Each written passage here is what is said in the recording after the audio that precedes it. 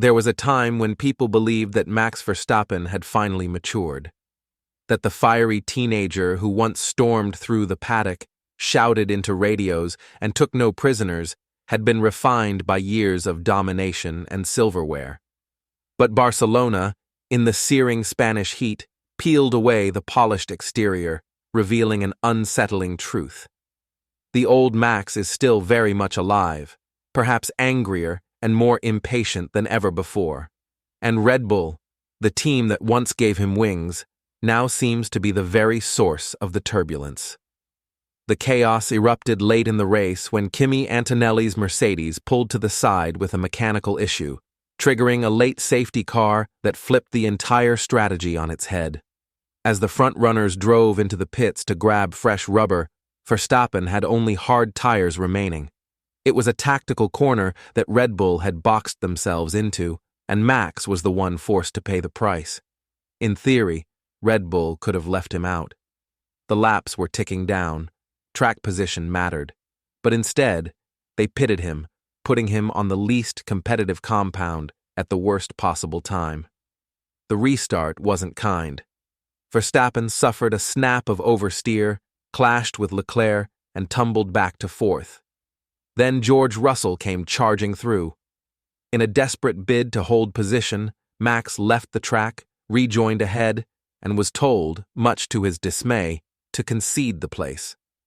Now, we've all heard Verstappen on the radio before. He doesn't sugarcoat.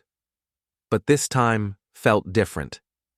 Furious, he lifted off slightly into turn 5, seemingly letting Russell go, only to punch the throttle and force contact with the Mercedes on the very next straight. It was the kind of move that screams frustration, not calculation, a move that instantly split the F1 community. When a champion as dominant as Verstappen starts showing cracks, the alarm bells begin to ring. And in this case, the signs were more than just metaphorical. 5 laps. That's all it took in Barcelona to shift the narrative of a season, maybe even a legacy.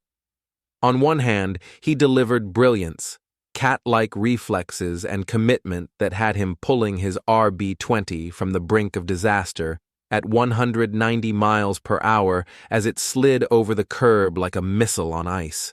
On the other hand, it took no time for Mad Max to re-emerge, wild-eyed, unapologetic, and laser-focused on revenge.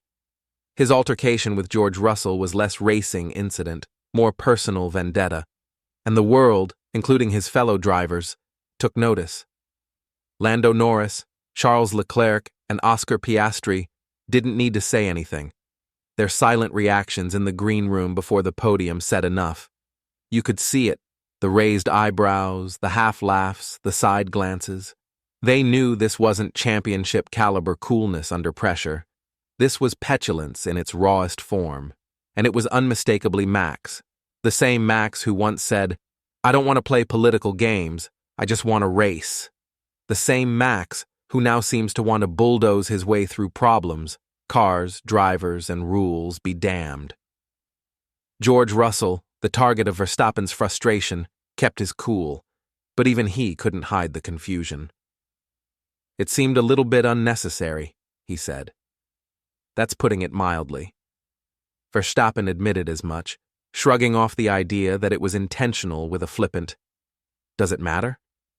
A reply so dripping in disregard that it stunned more than a few seasoned paddock veterans. This wasn't a slip in judgment. This was deliberate, calculated even, and yet, despite the magnitude of the offense, the stewards held back.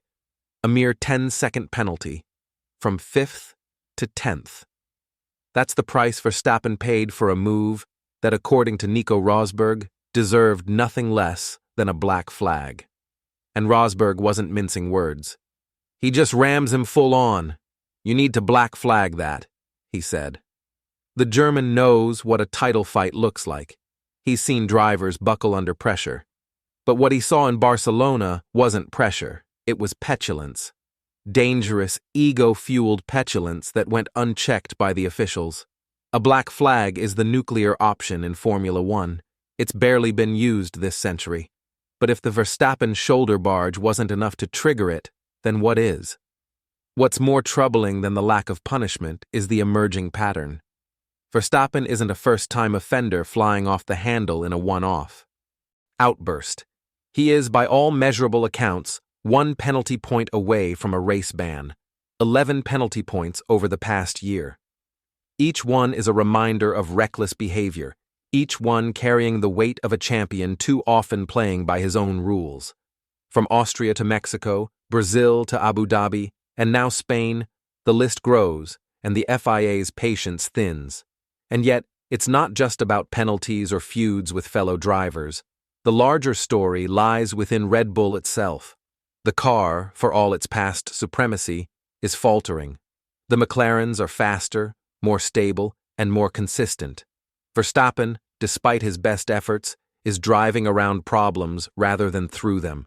And when he gets no help from the pit wall or his team's strategy, the frustration boils over, often violently. In the heat of Barcelona, it wasn't just the tires overheating, it was Max himself.